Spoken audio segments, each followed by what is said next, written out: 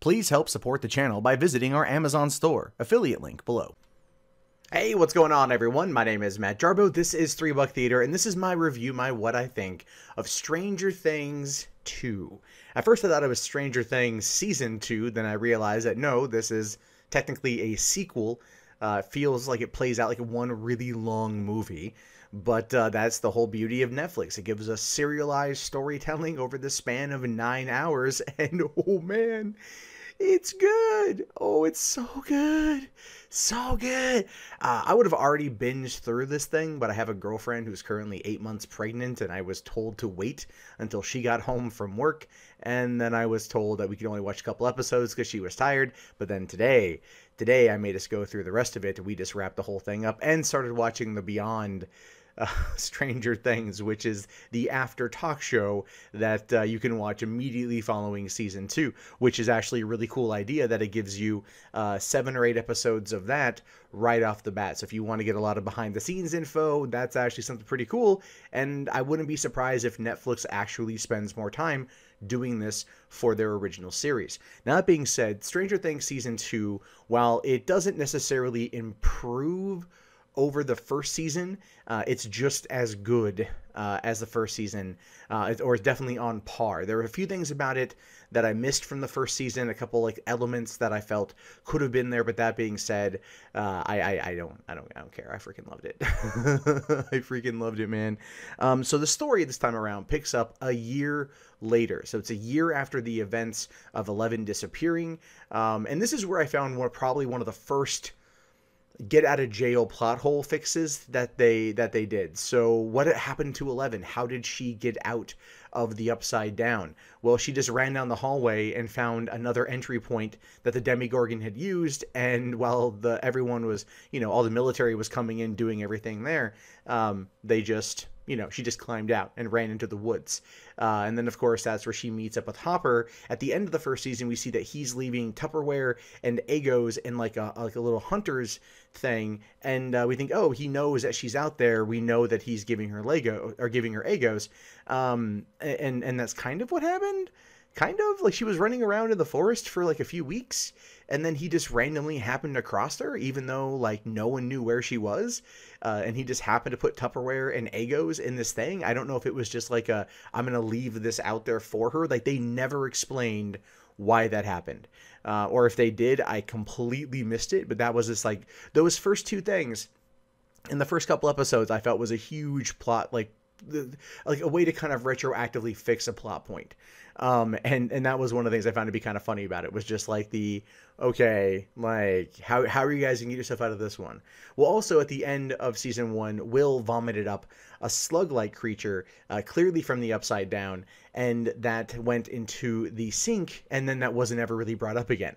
In fact, again, that was another bit of a plot point too. I'll get to that when I get to that one. And so, Will and Mike and Lucas and Dusty, they're all, the 4 amigos, the best friends. It's Halloween. They're dressing up like Ghostbusters, and they wanna show off their love for the proton packs and for the boys who cleaned up New York City. But of course they end up, things go awry because this is Hawkins, Indiana, in 1984, so stuff's obviously going to go crazy. This time around, there is Will still having these episodes where he kind of flashes back to the Upside Down.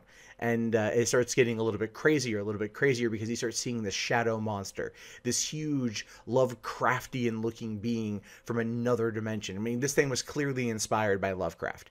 So, he sees this, he's not too sure what to make of it. He just knows that like a storm is coming, something is coming, but he's unsure about how to express it to his friends. And he also doesn't want to. He just wants to go back to being a normal little boy. And that's never probably going to be the case, at least through the season. Nancy and Steve are together, but the relationship feels like it might be kind of just waning a little bit. Jonathan has been just hanging out with Will and his mom. Joyce is now dating Bob Newby, aka Bob the Brain, aka Samwise Gamgee, aka Mikey from freaking The Goonies, Sean Astin. And Sean Astin, I think, was the best new addition to the series. At first, I was a little bit unsure what to make of him. I didn't know if he was good. I didn't know if he was bad. I just felt to myself like, this is a good guy, but I don't know if he has a sinister background at all. And no, he doesn't. He is just a legitimately good guy who's dating his high school crush, because he had a crush on Joyce back when they were in school, and he feels like the luckiest guy in the world that he is getting to date this woman. And then he's also trying to connect with their kids. And Jonathan's a little bit, put off by it. Obviously, he's older, but Will and him seem to have a little bit of a connection. And those are some really nice scenes. And Hopper, man, what's Hopper up to? Hopper has been, hiding 11 and still basically covering up for the Hawkins laboratory and everything that had gone on there, because now they're run by Paul Reiser, who is brought in to try to clean up the mess left behind by Brennan from season 1, and of course contain, the rift into the gate into the Upside Down, and that's his entire goal. But this is where the Shadow Monster, I think, realizes that there's an outside force trying to shut the gate or maintain the gate and keep it from spreading. So he infects Will with a virus, basically part of himself, that gives Will like a connection to him, and that makes Will basically a spy. And this is used to cause some havoc down the road. But also a new addition in there is Maxine, Mad Max, if you will. She is a new addition to town, a fiery redhead with whom Dusty and Lucas fight over for a while, and I liked her quite a bit. Her attitude got a little bit heavy-handed in the beginning. She was very off-putting, very angry, and we start to, I'm questioning, like, why is she like this? But then we meet her brother, Billy. Billy is like the human antagonist of the story. He is the sociopath. He is the older brother who used to live in California but has been drugged to Hawkins, Indiana, in middle of nowhere, no beaches, no blondes, no bimbos, no surfboards, no nothing, and he's stuck there, and he is just angry at the world. And we find out, you hate this guy pretty much all the way through, and you're expecting him to kind of be like a Henry Bowers type character and to kill somebody, or at least attempt to kill somebody. But then you find out later on, and this is what I found to be interesting, was that he was a victim of abuse, of extreme abuse from his father. And his father, is the reason why he's so angry. So he takes his anger out on Max, who in turn is angry. It shows this systemic pattern of abuse and how it travels from father through the kids, even if it's, father to stepdaughter, because of how he treats his own son. And that does play out quite a bit. Now the series, I'm trying to think of like where to take the review of this thing. Plot points, essentially, again, the story as follows. They all work together, they all stop the Shadow Monster, and they save the day, essentially. There's a lot of stuff that happens over the course of 9 hours. I want to talk about, though, what I like.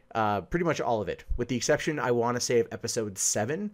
Episode 7 is called The Lost Sister. At the beginning of the season, in like the preamble before we get into it, we see a heist taking place in Chicago or Pittsburgh or somewhere in there. And, you have an Indian girl who is number 8. She has the same, abilities like 11 does. She has the ability to kind of manufacture imagery in people's minds, making them see something or not see something. And so as a result, 11 tracks down her mom, who then kind of shows her 11 or 8, and then 11 tracks down 8 to Chicago to meet her sister. And at this point, her sister is a criminal. She's on the run, using her powers to get ahead. She has her group of friends, her I guess you could say her bandit team, so to speak, and she wants to use 11 to track down those who hurt them at the Hawkins lab and everything else. And that's part of her mission, is to find these people and to kill them. And she wants 11 to help her and wants 11 to take the first kill, which 11 almost does, but then sees that the man, one of the interns who did in fact torture them and lobotomize, or basically her mom, has children, and she can't do it. And I'm actually really glad that happened, because by the time we got to that point in that episode, I was already over that storyline. I'm like, I don't care about Dark 11. I don't care about this particular path. Like, I get what they're doing with it, but it could have been like half an episode interjected with the main storyline, because it stopped at a cliffhanger, at a good cliffhanger, between episode 6 and episode 8, and then went over to this other side story, this kind of tale that I feel could have been summarized a lot faster. It didn't need to be 45 minutes. It could have been a lot shorter and had the same emotional impact. And as soon as it was over, and as soon as she left Chicago, I was like, cool, we're back on track. That was my only real complaint was just chop out that episode. You could even skip over that episode right now and just know that she comes back looking like Ali Sheedy from freaking Breakfast Club, and she's over a bit of her teenage angst, so to speak. So there's all you need to know about that. But the last couple episodes, I think, really kind of bring it home. The episode 8 is when all the demidogs attack the laboratory, because basically the mind flayer, as they've learned, as they call him eventually, controls Will and gets Will to send everyone, all the military guys, into the Upside Down, into these tunnels, into a trap, and has them all killed, and then uses the demidogs, which are formed from the slug that came out of Will's mouth. It's been multiplying, kind of like gremlins. I would say it'd be a good representation for that. They rush the laboratory and they slaughter everybody, and then Bob is able to help everyone get out, and unfortunately he is killed in the process. And they really drive that home, right? Like, he gets through the door, the demidog's behind him, he sees Joyce, he's like breathing heavy, he's like, hey, and he doesn't like move. He doesn't stop moving. He doesn't, like, I'm like watching this scene, I'm like, God damn it, he's gonna die, because you can see that he's doing that thing. He's not gonna move. He's kind of breathing heavy. I know he's out of breath. The door is 20 feet away. Dude, just move your ass. Joyce is right there. She should have grabbed him. Come on, let's go. Hopper runs in, tries to take out some of the demidogs, shoots him, doesn't kill him, and then we basically just watch them munch on his corpse for a while. And that was sad, because I liked Bob. I thought Bob was a good, kind-hearted person, and one that clearly was going to not make it through the entire story, because he was pure of heart, so to speak. Never did anything wrong, and this was his way out. But he died effectively being a superhero. And Joyce's love for him, I feel, was odd, because I could tell that she loved him. Maybe she wasn't in love with him. She loves Hopper. That's apparent at this point, because they have chemistry, they have history. But she would have settled for Bob because it would have been a good settle. She would have been happy, but maybe not as happy as she thinks she would be with someone like Hopper. And that's unfortunate, because Bob just wanted to love her, and that's what he gave his life for. He gave his life for the woman that he loved, and that is, I think, a very sad point in the show, and one that I was just like, son of a bitch, like, why couldn't it have been somebody else? Like, I like Jonathan. Throw out Jonathan. Screw it. Jonathan was the weakest link this entire season for me in terms of the cast. Jonathan was the weakest link. He was one of the weakest links in the last season too, but him and Nancy, they have chemistry, and they have their own little arc trying to bring down the people running the Institute, to expose them, to get them to pay for Barbara's death, or Barb's death, because, that was the big thing. Everyone's like, where's Barb? What happened to Barb? Oh my God, she had 3 scenes in season 1, but everyone's been talking about her for a year. And they kept saying, Barb's going to get vindication. Barb is going to be avenged in season 2. And she was, effectively. She got the closure, I should say, that she needed. They finally at least acknowledged that she had passed away. And so that was part of it. So they basically, again, I feel the 2 standout characters this season were Dusty and Steve, man. They teamed up and they became like Broforce, basically.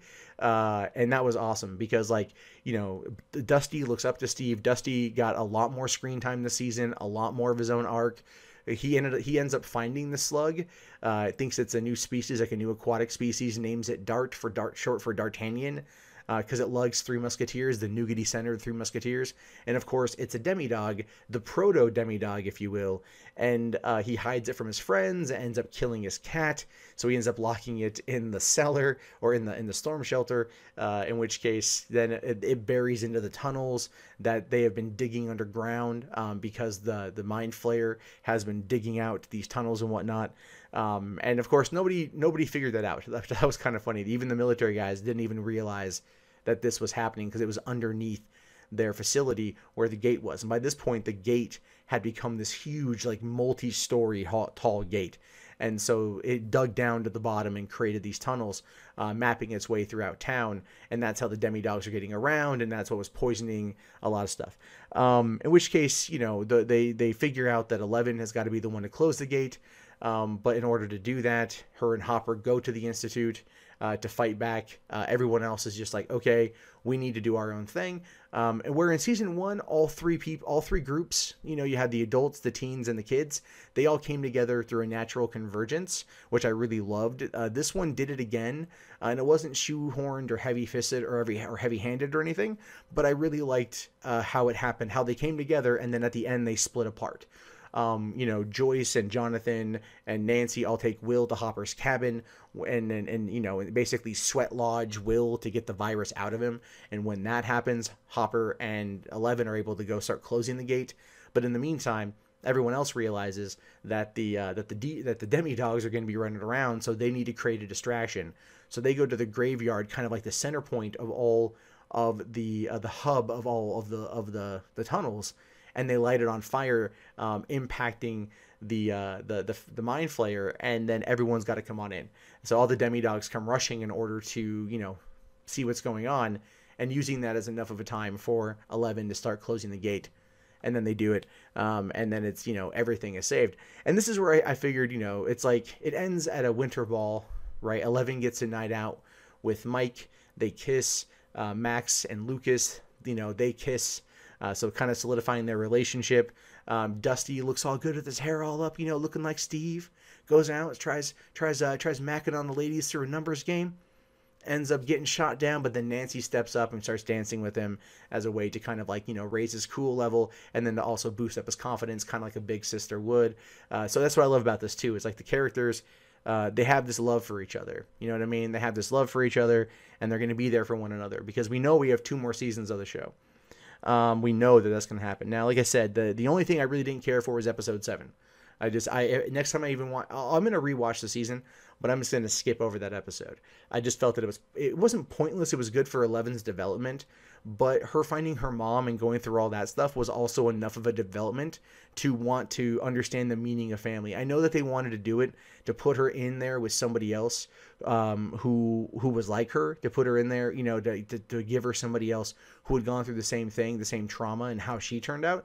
I do get that, but I think they could have handled it in like a less annoying fashion. It felt like just kind of like a reason to go to Chicago or go to like a grungy inner city sort of thing, and then tear it up for 45 minutes. It felt forced to me. And that was like really the only downside to it. Otherwise, the soundtrack, not only the soundtrack made for the show, the synth is amazing. Even my girlfriend was like, damn, this is a good soundtrack. I'm like, fuck yeah, it is. But also like the soundtrack that they got for the show, all the pop hits from the 80s, well, the rock hits from the 80s, and everything else. Like, you can tell they spent a lot of money on just their music budget for this. So that was pretty dope too. But sometimes I felt like the music kind of took a little bit too much away from the scene, because I was like really digging the songs, and I felt like it could have been another song that wasn't as catchy. But they were clearly trying to constantly reference what they love about the 80s. You know, there's a couple little moments where I noticed like other little movies were referenced and little things were referenced here and there. And that was one of the complaints from season 1 as well, where it almost took itself a little bit too lax in that department. Like, it wanted to, it tried being too much of a thing where it would stop and go like, hey, you know, this nostalgia, like nowhere near as bad as, let's say, Ghostbusters 2016, which is, you know, would stop dead in its tracks to showcase nostalgia. Here was definitely something where they were trying, and you could see what movies they were pulling from, essentially. There's a little bit of Evil Dead in this. There's a little bit of other horror movies from the 80s, just kind of sprinkled throughout. Enough to where it was kind of like a nice nod, but you also got what they were trying to do. And yeah, I think like, there's a scene where Lucas tells Max everything. He wants to bring her in on the group. He wants her to be part of the team, part of the party. Everyone else has kind of shunned her except for him. And, well, Dusty likes her too, but Lucas has been actually trying to get her to understand what's going on. So he tells her what's up, and then she stops and she goes like, I liked it. It was a bit derivative at points, could use a little bit more originality, but it was a good story, you know, and it was clearly the creators of the show, kind of lampooning themselves a little bit as a result of some of the criticisms levied at them from the first season. Now, does this particular season make up for those criticisms?